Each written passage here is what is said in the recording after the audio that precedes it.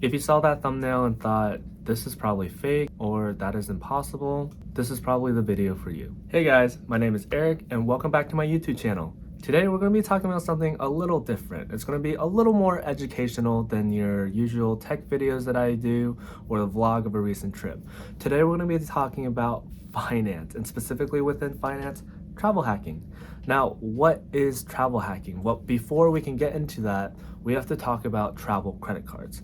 Now, if you're someone like me who used to love traveling prior to COVID-19, pandemic really put a dent into the way we live life. No longer could I go to like New York or other states and other countries like Japan or China, but now we were stuck at home for the last 2 years and I'm kind of sick of it. So instead of just wallowing and like staying still, I'm going to think about the future a little bit. And so with that, I've been looking into travel credit cards as a way to save now so that I can plan a big trip when the pandemic is over. Now, what are travel credit cards? Travel credit cards to me are basically reward programs that benefit traveling. For instance, your next airplane ticket, your hotel booking, car rental, etc. will probably be a lot cheaper than if you just didn't have a travel credit card. Now, these travel credit cards usually come in the form of points or mileages that you can use for your next future trip. So with that being said, we're going to be competing 3 of the top credit cards that most places and people recommend, and we're going to put them into a head-to-head competition. We're going to be competing the AMEX Platinum card by American Express, the Chase Sapphire card by Chase, and finally the Capital One Venture X card by Capital One that just recently came out this year. Now we're going to compete them into 6 different categories. We're going to go with annual fee, then statement credit, welcome bonus, lounge access, ways to earn, and finally additional authorized users. And we're going to put them into a competition kind of like golf, with the least amount of points being first place and the most amount of points being third place. Now, I want to preface this. No card fits a user perfectly. They're all designed to try to get the most people to get their card. With that being said, there's probably definitely going to be a card that's going to suit your needs more than another one. Someone who lives in LA, New York, Chicago, these big cities, will probably lean towards a specific card, but for someone like me who lives in North Carolina, another card might be more suitable for me. So with that being said, this isn't financial advice, this is just a recommendation, this is just an educational video for you to figure out which card might be the best one for you. With that being said, let's get right into it and let's go into our first card, the AMEX Platinum card by American Express. All right, so first up is the American Platinum card by American Express. It has definitely the most expensive annual fee out of the 3 with $695, but it compensates that with an insane amount of statement credit. So first up, you have the $200 airline fee statement credit, $200 in Uber Cash, $100 in Saks Fifth Avenue, $200 prepaid, hotel statement credit, $179 in clear membership, $240 paid in the form of $20 per month for 12 months, in digital entertainment, $155 in Walmart Plus, $300 SoulCycle credit, and $300 in Equinox credit. So AMEX Platinum card is definitely a card to consider with over $1,800 in statement credit. So when you subtract $1,800 from $695, you're getting about $1,100 paid for you if you use all of these statement credit benefits. Now, for someone like me, I probably wouldn't use the $100 in Saks Fifth Avenue credit, $179 in clear membership, $155 in Walmart Plus, $300 in SoulCycle, and $300 in Equinox. For those who don't know what these are, Saks Fifth Avenue is a retail space like JCPenney, Macy's, something like that. Clear membership is a TSA-like private membership. Walmart Plus is Amazon Prime basically for Walmart. SoulCycle is Peloton.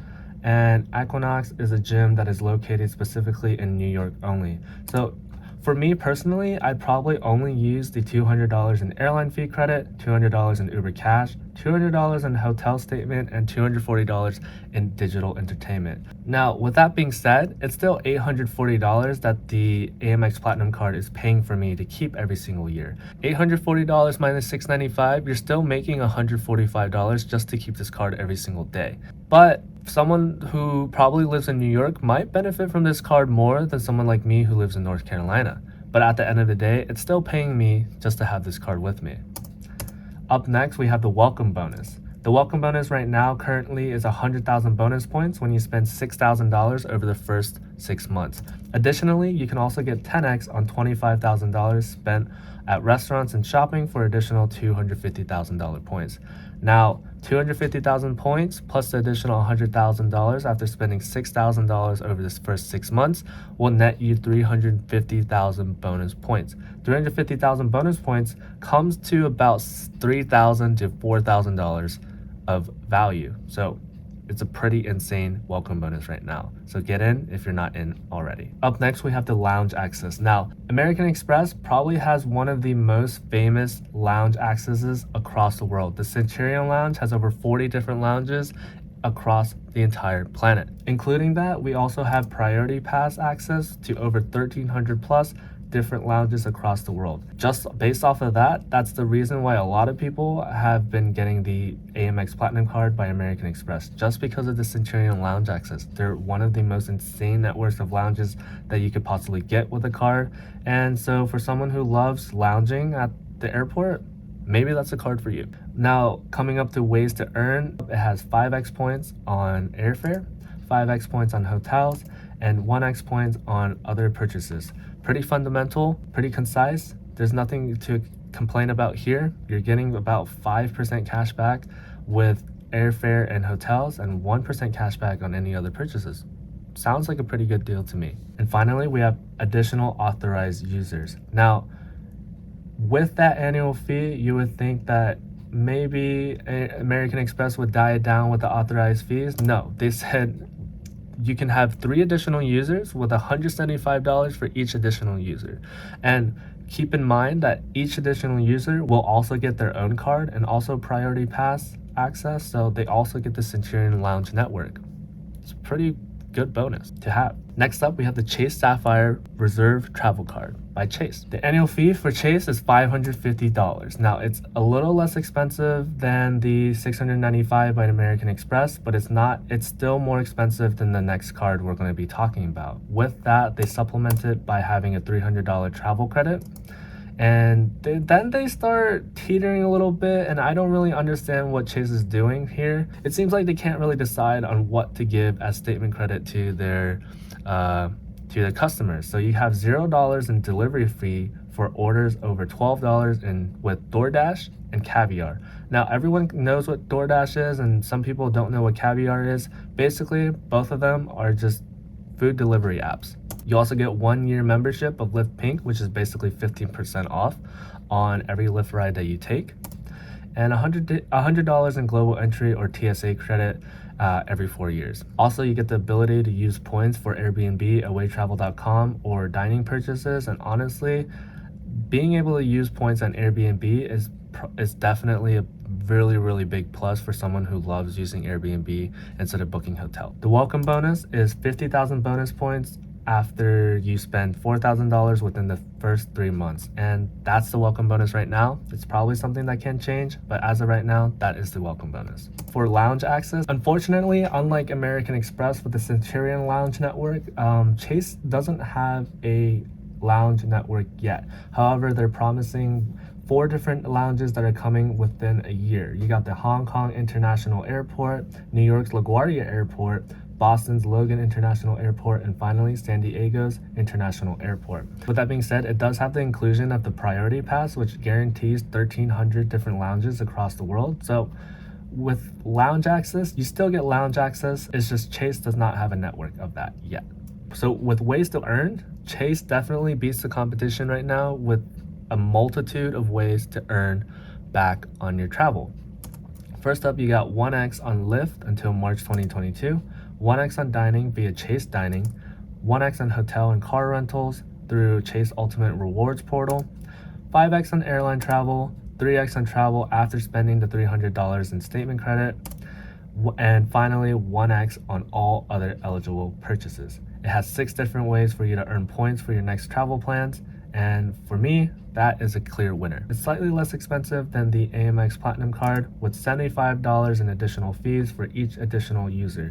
Keep in mind again, they all get priority pass access, so it's definitely a bonus. Finally, we have the Venture X Travel Card by Capital One. Venture X Capital One, this annual fee is a lot less than the Chase Sapphire Reserve Card and is a lot less than the AMEX Platinum Card by American Express. With only $395, it blows the competition away. With statement credit, it has a $300 travel credit, $10,000 in bonus miles every single year for having the card, and complimentary Hertz President's Circle status and global entry or TSH pre-check. With the $300 in travel credit and the 10,000 bonus miles every single year, this card basically pays for itself because you're already going to use it on travel anyways, and so having this stuff basically eliminates the annual fee, and you get $5 in your pocket just to have this card. So that's a neat bonus. With the welcome bonus right now, it comes in at 100,000 bonus miles after spending $10,000 within the first 6 months, and it also includes a $200 in statement credit for vacation rental purchases. Please note that the $200 vacation rental bonus is for right now, and that is due to change in the foreseeable future. Like the Chase Sapphire card, Capital One doesn't have a lounge network yet. However, there is one in Dallas that is already available. The other two are in Dulles Airport at Washington, D.C., and finally one in Denver, Colorado. But if you want to go through Dallas, you already have the Dallas Capital One Lounge available for you to use. With that being said, you also get Priority Pass. This is not something new. Each card guarantees you Priority Pass access to over 1,300 different lounges across the world. Ways to earn. Now, Capital One keeps it a lot more concise than Chase does, and it's slightly better than an AMEX Platinum card. First up, you got 1x on hotels and car rentals through Capital One portal. Keep in mind that the Capital One travel is actually fueled by Hoppers. So for those who travel hack a little bit already, Hopper is a great app that keeps track of different things like hotels and flights and notifies you when flights get cheaper. Second, we have 5x on flights booked through the Capital One travel, and finally 2x miles on all eligible purchases. And with that, Capital One keeps their ways to earn pretty concise. And finally, additional authorized users. It has a $0 additional fee for up to 4 additional users. So if you have a small family that you want to guarantee Priority Pass access to for each member, this is maybe the card for you. It doesn't have additional fee, and that's always better. Free is always better, right? All right, so finally, let's put them into all the competition. Like I said before, we're competing in 6 different categories. We have annual fee, statement credit, welcome bonus, lounge access, ways to earn, and finally, additional authorized users. Now, for annual fee, I'm going to give a first place to the Venture X card at $395, just because if we're doing it based solely on money amount, the Chase Sapphire card comes in second place and the American Express comes in at third place, because $395 is a lot cheaper than $550, and $550 is cheaper than $695. So in this case, Venture X gets a first place, Sapphire card gets a second place, and an American Express gets a third place. In statement credit, I'm going to give the victory to American Express just because it has $1,800 that you could utilize. Now, obviously, someone in New York is probably going to benefit from these a lot more than someone like me who lives in North Carolina, but at the end of the day, the card pays for itself and then a lot more. If you use the $1,800 in statement credit, the card is paying you $1,100 just to keep the card. Now that is insane. Okay, now in second place, we're going to give it to Capital One because it's an essentially $0 annual fee travel credit card, which is unheard of. You get $5 and you also get other benefits as well. Finally, with third place, we get the Chase Sapphire Reserve card. Now with the Chase Sapphire Reserve card, it has its travel credits, but a lot of the things I don't see myself using, like Lyft Pink or DoorDash. I don't see myself using that. And with that being said, $300 in travel credit doesn't cut it in this case. You're still paying out of your pocket just to keep this card every single day. With welcome bonus, I'm going to give a first place again to American Express because 350,000 points amounts to $3,000 to $4,000 in welcome bonus, and that is just an insane amount that you could get if you achieve all the certification. In second place, we have the Capital One Venture X card with 100,000 bonus miles and $200 in statement credit, which amounts to $2,000 in welcome bonus. And finally, we have the Chase Sapphire card with a measly 50,000 bonus points, which will amount to about $1,000 when you spend $4,000. Now, I understand that Capital One has a large expenditure with $10,000, but I am only thinking of the most benefit that it could give. If you spend $10,000, then you get the most benefit, and in this case, it's definitely better than the Chase Sapphire Reserve card. Next up, we have Lounge Access, and this is by far the clearest shot winner of all these 6 categories. The Centurion Lounge Access is way better than anything the competition has, with 40 plus different lounges across the world and one of the arguably best lounge networks around the world. The American Express Platinum card gets an undoubtable first place. I'm going to give a second place. Now, this is where the competition gets a little fuzzy. But in this case, I'm going to give a second place to Capital One just because it already has a lounge that is accessible in Dallas, all right? Chase does have 4 lounges compared to Capital One with only 3 potential ones coming out, but it doesn't have a lounge physically built yet. So in this case, I'm going to give a second place to Capital One. But this is arguably interchangeable. Chase Sapphire with the third place just because it has a promise of 4 different lounges, but right now it has nothing. So I'm going to give a first place to the AMEX Platinum card, then a second place to the Capital One Venture X, and the third place to the Chase Sapphire Reserve card. In ways to earn, Chase Sapphire blows the competition out of the water. With 6 different ways to earn credit, you can't really compete with that. Second place is going to go to Capital One just because it fundamentally gives you more for spending on the same things that the AMEX Platinum card will give you. And finally, with authorized users, it's a first place to Capital One because it has a $0 additional fee for up to 4 additional users. A second place to Chase Sapphire with $75 in additional users. And a third place will go to AMEX Platinum card with $175 per additional user. Now, if we tally up the score, this is how it plays out. A third place is the Chase Sapphire Reserve card with 14 points. Now, the Chase Sapphire card arguably was good in previous years, but for whatever reason, Chase decided to up the annual fee to $550 from about $400 in previous years. With that being said, the statement credit doesn't really pay off the card itself, and so you're still paying out of pocket for the card. But if you're someone who frequently travels a lot, this card might still be beneficial for you just because there's 6 different ways to earn travels to your rewards. So for someone who travels an insane amount every single year, this card might be the card for you. With second place, we're giving that to the AMEX Platinum card, who scored 12 points. Now, the $695 annual fee is not something to joke about. It's an insane amount of money to pay for a card. With the addition of the $1,800 in statement credit that you can earn back, the card pays for itself.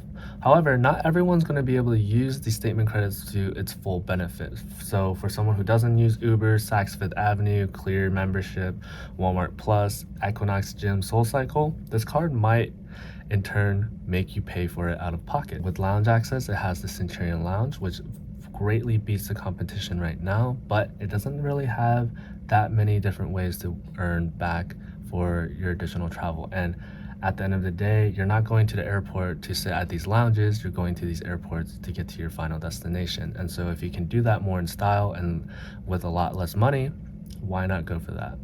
And finally, with the additional users, $175 is a lot of money for a lot of people to get additional users.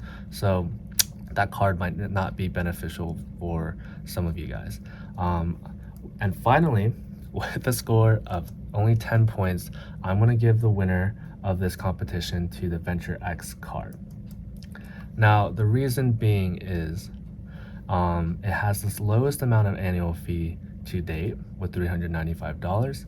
It also essentially pays for the card itself with $300 in travel credit and 10,000 bonus miles, which amounts to $100 every single year. So you're getting $5 back for keeping this card. Now, additionally, in ways to earn, it has a fundamentally better, concise way to earn than the AMEX Platinum card. And obviously it doesn't have that much compared to the Chase Sapphire card, but it's still a very competitive card.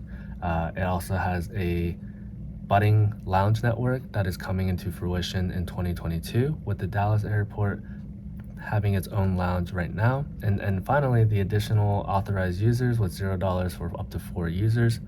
It just seems like a way more competitive card for me. So the Capital One Venture X card for this little game that I played, in my opinion, came out on top. Now keep in mind, Capital One Venture X scored 10 points, AMEX Platinum card scored 12, and the Chase Sapphire card scored 14. So it was a really close competition with no actual clear shot winner. Any card could have won, and that's what I want to emphasize. Each card is created to envelop as many people as possible. Not a single card is going to fit your needs 100%. It's up to you to figure out which card will suit your lifestyle the most. The AMEX Platinum card is probably going to suit someone who lives in a bigger city like New York, Los Angeles, or Chicago just because of the other benefits it has.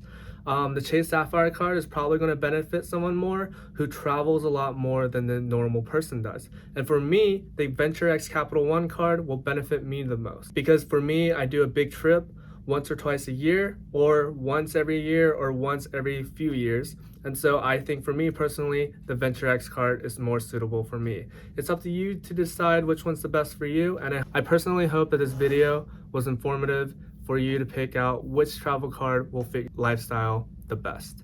And with that being said, if you want more of these types of videos, please write your comment in the comments below.